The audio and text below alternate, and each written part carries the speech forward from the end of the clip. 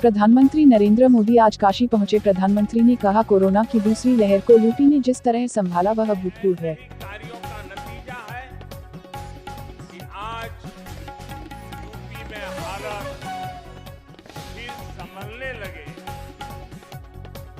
आज UP corona की सबसे ज्यादा टेस्टिंग करने वाला राज्य है।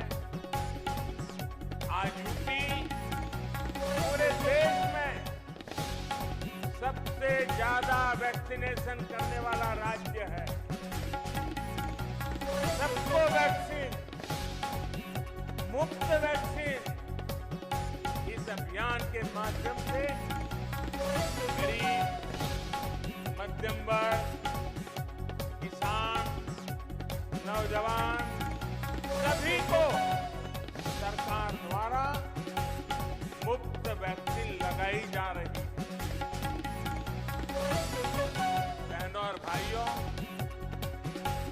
साफ सफाई अभिनंदन करें और आप सब अपनी भावनाओं के पुष्प जोरदार तालियों के माध्यम से मंच तक पहुंचाएंगे।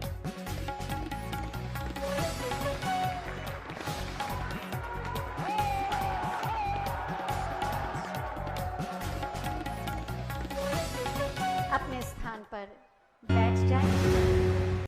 हर हर महादेव,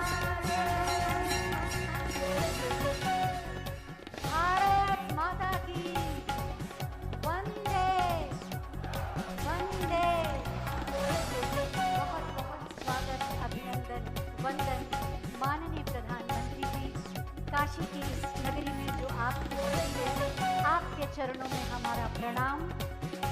साथ ही हम स्वागत करते हैं माननीय राज्यपाल महोदया का, माननीय मुख्यमंत्री महोदय का और मंच पर आसीन माननीय प्रदेश अध्यक्ष भारतीय जनता पार्टी माननीय श्री स्वतंत्र देव सिंह जी का, मंच पर विराजमान माननीय मंत्रीगण माननीय श्री अनिल राजभर जी, माननीय डॉक्टर नीलकंठ तिवारी। प्रधानमंत्री नरेंद्र मोदी ने कहा, नई पीढ़ी के युवाओं का स्किल डेवलपमेंट एक राष्ट्रीय जरूरत है, आत्मनिर्भर भारत का बहुत बड़ा आधार है। बीते 6 वर्षों में जो आधार बना, जो नए संस्थान बने, उनकी पूरी ताकत जोड़कर हमें नए सिरे से स्किल इंडिया मिशन को गति देनी है। इस वैश्विक महामारी की चुनौतियों ने वर्ल्ड यूथ स्किल डे की अहमियत को कई गुना बढ़ा दिया है। एक और बात जो महत्वपूर्ण है वो ये कि हम इस समय अपनी आजादी के 75 वर्ष का पर्व मना रहे हैं। 21वीं सदी में पैदा हुए आज के युवा भारत की विकास यात्रा को आजादी के 100 वर्ष तक आगे बढ़ाने वाले हैं। इसलिए नई पीढ़ी के युवाओं का स्किल डेवलपमेंट एक राष्ट्रीय जरूरत है। आत्मनिर्भर भारत का बहुत बड़ा आधार है। बीते 6 वर्षों में जो आधार बना, जो नए संस्थान बने, उसकी पूरी ताकत जोड़कर हमें नए सिरे से स्किल इंडिया मिशन को गति देनी ही है। साथियों, जब कोई समाज स्किल को महत्व देता है तो समाज की अपस्किलिंग भी होती है, उन्नति भी होती है। दुनिया इस बात को बखूबी जानती भी है, लेकिन भारत की सोच इससे भी 2 कदम आगे की रही है। हमारे पूर्वजों ने स्किल्स को महत्व देने के साथ ही उन्होंने इसे सेलिब्रेट किया, स्किल्स को समाज के उल्लास का हिस्सा बना दिया। आप देखिए, हम विजयादशमी को शस्त्र पूजन करते हैं, अक्षय तृतीया को किसान फसल की, कृषि यंत्रों की पूजा करते हैं, भगवान विश्वकर्मा की पूजा तो हमारे देश में हर स्किल, हर शिल्प से जुड़े लोगों के लिए बहुत बड़ा पर्व रहा है। ब्रिटेन एक बार फिर कोरोना की चपेट में आ गया है। सबसे बड़ी मुश्किल ये है कि टीका लगवा चुके वयस्कों में संक्रमण के मामले तेजी से बढ़ रहे हैं। ब्रिटेन में पिछले 24 घंटों में कोरोना वायरस संक्रमण के 42,302 नए मामले सामने आए हैं और 49 और लोगों की मौत हुई है। भारत सरकार एक नए एक्शन प्लान पर विचार कर रही है। इस एक्शन प्लान पर कामयाबी मिली तो बड़ी संख्या में रोजगार के अवसर पैदा होंगे। कोरोना के बाद नए जॉब्स पैदा करने पर इंडस्ट्रीज को कई तरह की रियायतें मिल सकती हैं। इसके लिए एक एक्शन प्लान तैयार किया जा रहा है। इसके लिए संगठित और असंगठित क्षेत्र के हिसाब से अलग अलग प्लान बनाया जाएगा। संसद की स्थायी समिति इस पर रिपोर्ट तैयार कर रही है। यूपी के मंडुआडीह रेलवे स्टेशन का नाम बदलकर बनारस किया गया। बीते दिनों केंद्रीय गृह मंत्रालय और रेल मंत्रालय ने वाराणसी के मंडुआडीह रेलवे स्टेशन का नाम बदलने का फैसला किया था। इस संबंध में सरकार के कई स्तरों पर जरूरी कार्रवाई पूरी की जा रही थी। मंडुआडीह रेलवे स्टेशन का नाम बदलकर वाराणसी किए जाने की मांग लंबे समय से लंबित थी, जिस पर विचार करने के बाद केंद्र सरकार ने नाम परिवर्तन को स्वीकृति दी थी। टोक्यो ओलंपिक में जाने वाले भारतीय एथलीट्स का हौसला बढ़ाने के लिए मशहूर गायक ए आर रहमान ने गीत तैयार किया है। नए खेल मंत्री अनुराग ठाकुर ने इस गाने को रिलीज किया।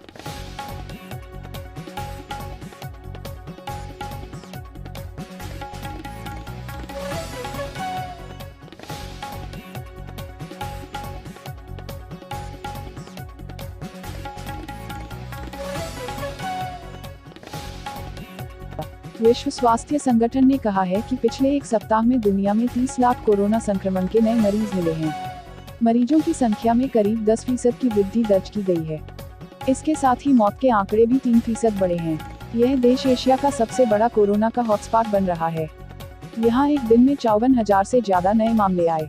यह देश वर्तमान में हर रोज आने वाले मामलों में भारत से भी आगे निकल गया है। बिहार में भारी बारिश का रेलवे की रफ्तार पर काफी असर पड़ा है। कई रेलवे पुलों पर पानी का स्तर बढ़ने से ट्रेनों के शेड्यूल में बदलाव किया गया है।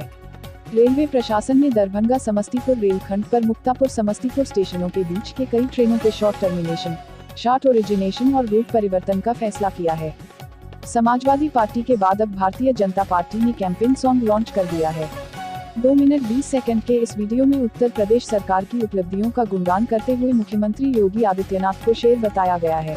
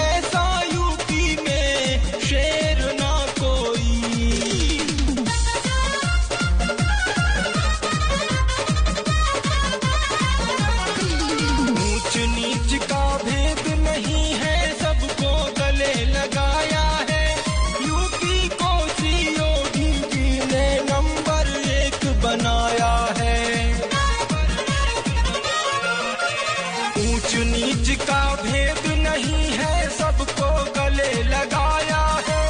यूपी को योगी जी ने नंबर 1 बनाया है। समय पे होता काम है, लगता ना देर कोई। श्री योगी जैसा यूपी में शेर ना कोई। श्री योगी जैसा यूपी में शेर ना कोई। थर थर कांपे गुंडे सारे योगी जी के नाम से। सारी दुनिया जानती है योगी जी को नाम से। धर्म जाति का नजरों में है फेर ना कोई। धर्म जाति का नजरों में है फेर ना कोई।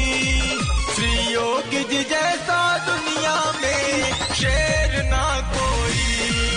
श्री योगी जी जैसा यूपी में शेर ना कोई।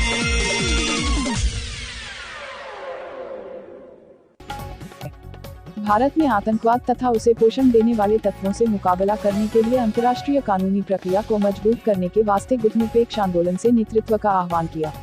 एनएएम की मंत्रियों की डिजिटल माध्यम से आयोजित एक बैठक में विदेश राज्य मंत्री वी मुरलीधरन ने आतंकवाद को समूह के सिद्धांतों के लिए सबसे बड़ा खतरा बताया।